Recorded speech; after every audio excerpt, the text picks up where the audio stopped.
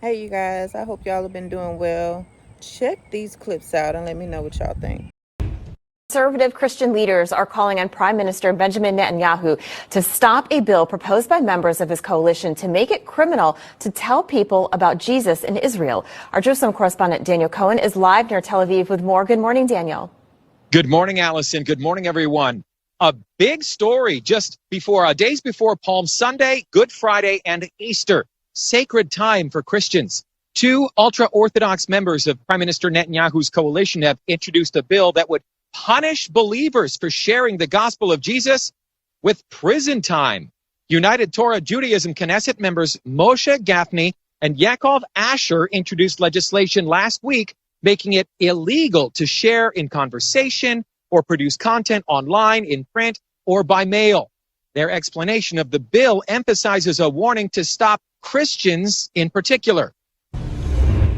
You hear what they said, talking about years, 1 to 2 years jail time for Christians and stuff like that. See, this is what I be talking about. The enemy want to lock people up. He be wanting to lock everybody up, give him a reason to. That's what they do. And the justice system is full of this stuff right here, locking up people for no reason at all. There's been bills passed that don't make no sense. I want to know who's voting for this type of stuff. Who's voting to get people locked up for no reason at all, for just trying to live their normal lives and serve Christ? Like, have you noticed that they don't do this to no other group of religions or Christianity, no other groups of religions, because it's not Christianity in every group, okay? They don't do this in Buddhism or none of that other stuff. They only do it in Christianity. And if you was an atheist, you should see why. You don't just pick on somebody for no reason at all. There's always an underlying reason behind that. If somebody's not bothering you, because Christianity is the real religion. It's the real deal. It's where it's really at. So that's the reason why they do that. Why would they even care if Jesus wasn't real? Why would they care? Why would they want to tear it down and try to destroy, because they can't destroy anything? Why would they want to try to destroy the very thing that they're saying that we're shoving down people's throats, and nobody's shoving anything? What they're doing, though, is shoving their way of thinking down everybody else's throats. Hence, all of the homosexuality, now that's been shoved down people's throats. Nobody's shoving anything. They put it in commercials. They have it hidden in the cartoons for the children and everything else, y'all. But yet they use this, the shoving down the throat thing, to try to make people shut up about Jesus, which is not going to happen. It's not going to happen. Legislation is taking place in Israel in general, and within that framework, there is a renewed, proposed bill that basically is so-called anti-missionary. First of all, it's not a law quite yet. This has been proposed basically in every parliament over the course of the last close to 30 years. So now it is put on the table again. And specifically, the proposed legislation states that any religion that is discussed with an adult or a minor of another religion would be viewed as direct missionary activity and is liable to imprisonment. So you said that this has actually been a bill that's been proposed in the past. And so has it ever become a law? The short answer is no.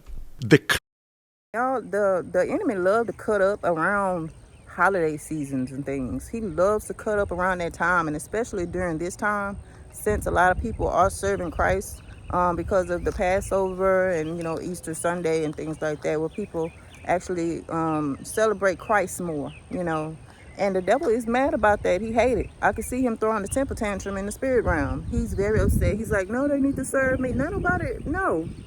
So serve you for wanting us dead? Like, no. You had your shot. So, but the thing is, like I said, he's upset. And what this is a classic narcissist move. Like, this is why he's presenting this type of thing now. Because while people are sitting up praising God and serving God, and he's trying to ruin Passover, basically. Trying to ruin people's celebrations of Christ, really. People are serving Christ a lot during this season. And he's riled up about it. If this bill is passed, There's going to be hell in Israel. I'll tell you that right now. Without Christ, y'all gonna have y'all want to do this without God? Good luck. And that's the thing too. Who is passing this type of bill? Who is agreeing? Even if that whole country was void of Christ, as far as that, who would want to be like, well, yeah, just pass it. We don't know who that is, but let's just go ahead and pass that bill. No. So who's really doing this? I feel like a lot of these bills are just being passed, and they're saying that people have voted for them, and they haven't. If you look back in 1999, they said back in 1999, that's the closest that they came to actually getting that bill passed, back in 1999. Now we have 24 years later where they have come out with the same bill again. They probably have tried to again, but they just didn't shed any light on it. But they have this same thing out again 24 years later, y'all. This is crazy. And if it became so close to being passed back in 1999, with the world becoming even more and more wicked by the day, by the minute, but people are waking up too, but the world is definitely becoming more and more wicked. A bill will eventually get passed. One day, this is prophecy. It said that it would happen like this. I can guarantee you, whoever made this bill is a satanic devil worshiper who is communicating with demonic spirits, and they have been telling him to run the bill again. And I guess they told him to run it around this time again. I can guarantee y'all that. And then he said Christianity to be exact. Like, what? Christianity to be exact, it's the fact too that they want to throw out something that's actually saving and helping people in the long run. Christianity, Jesus Christ actually helps and delivers people from people like them, from demonic spirits, and they don't want that to happen.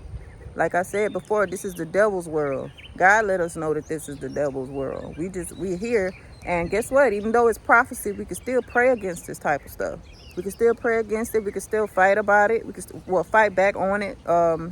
Try to do things to override the bill. Ask questions and do research, y'all, and figure out what to do, because these people are going to need prayer. I'm pretty sure everybody in Israel is not for this. They're not down for this type of thing. Shoot, Brazil was just flooded not too long ago. You'd think they want to stop playing around, but hey, I guess I know when it comes to Satan, he don't know when to stop. He don't stop. He don't know when to stop. And then the people that are allowing this stuff to happen, they're not realizing that they're being used at the end of the day. They're not truly realizing the depths of their actions and stuff, y'all. So if y'all can, pray for some of them too, because a lot of them don't know what they're doing. Even the people that have some idea, they still don't know, because they're not in actual hell right now. Until they die and see that for themselves and experience hell, they not gonna really understand. They're gonna wish they wouldn't have done this. I tell y'all that too. They gonna wish they would not have done this. My thing is giving a person 1 to 2 years jail time just for speaking about their Lord and Savior Jesus Christ. People be doing worse stuff than that and only get a few months worth of time in jail. So y'all, they are the devil is working overtime on these people. When I tell y'all, the devil is always looking to lock people up.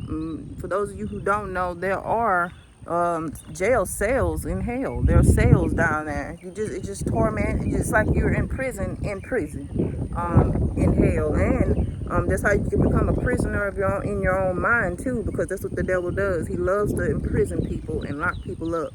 Giving somebody 2 years for something like, for helping somebody, basically, for giving somebody 2 years for loving them, for giving somebody 2 years jail time to tell them about somebody that could save their life.